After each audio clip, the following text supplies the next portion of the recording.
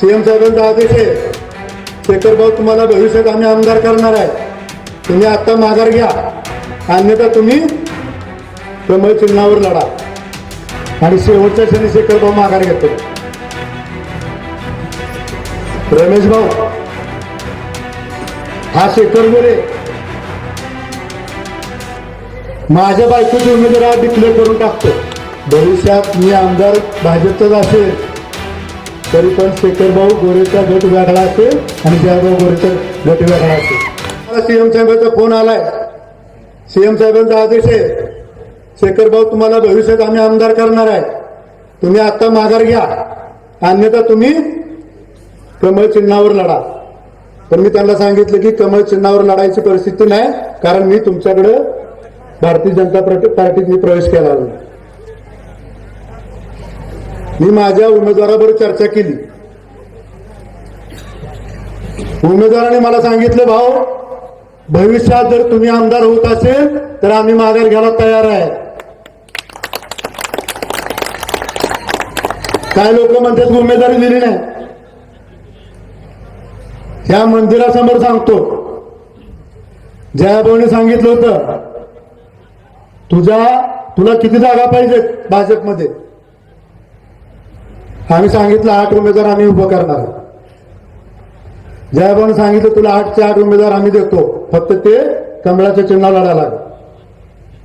आमची तयारी नव्हती कमळाच्या चिन्हावर लढायची, म्हणून आम्ही माघार घेतली आणि मुख्यमंत्र्यांच्या आदेशामुळे माघार घेतली. आता कोणतरी लोक म्हणतात इथं आंधळी गटात चर्चा चालली, शेखर भाऊच्या घरातली उमेदवारी होणार आहे आणि शेवटच्या क्षणी शेखर भाऊ माघार घेतात. रमेश भाऊ हा शेखर गोरे माझ्या बायकोचे उमेदवार डिक्लेअर करून टाकतो.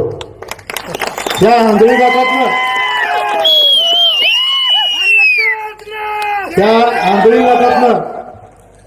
जिल्हा परिषदेला, आणि ती पण माझी बायको कमळ चिन्हावर लढेल एवढं पण तुम्हाला सांगतो.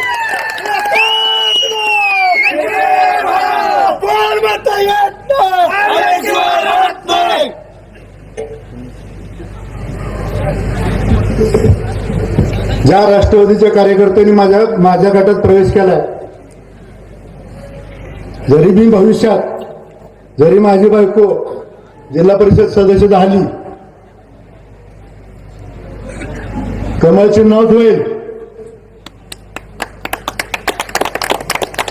भविष्यात 3 महिने शेखर गोरे कमळ चिन्हाचा आमदार होईल, हे पण ठासून सांगतो.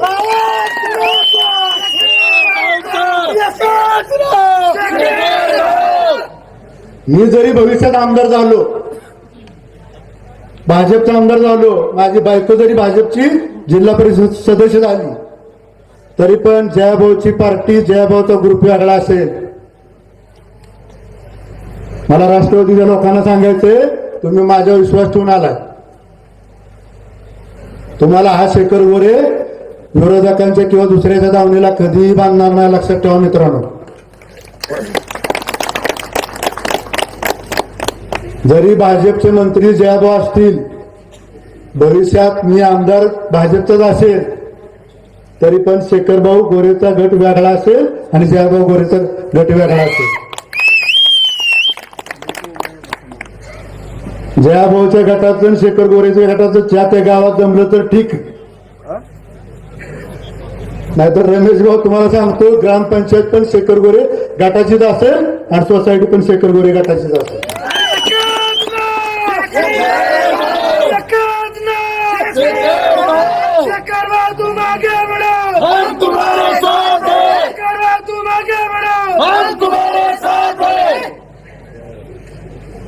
काय लोक म्हणतात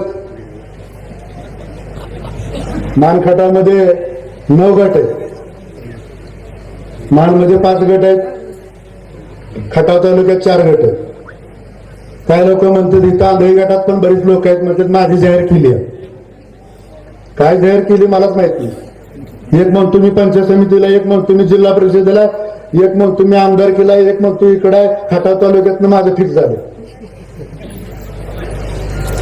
जोपर्यंत मी आणि जयकुमार गोरे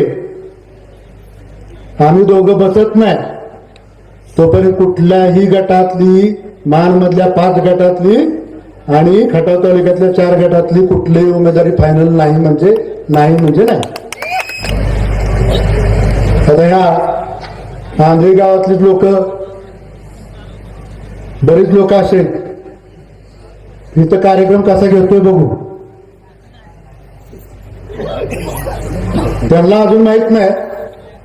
शेखर गोरेचे कार्यकर्ते ज्यांच्यावर असतो त्यांनाच गुलाल असतो. 2014ला रमेश भाऊ आपण विजयसिंह मोहिते पाटला बरोबर गेलो होतो. विजयसिंह मोहिते पाटील निवडून आले.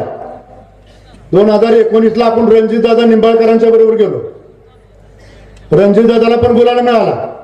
त्याच्यानंतर 2024ला आपण खासदार केला, धैर्यशील मोहिते पाटला बरोबर गेलो, त्यांना पण गुलाल मिळाला. आणि 2024ला कोणाबरोबर गेलो,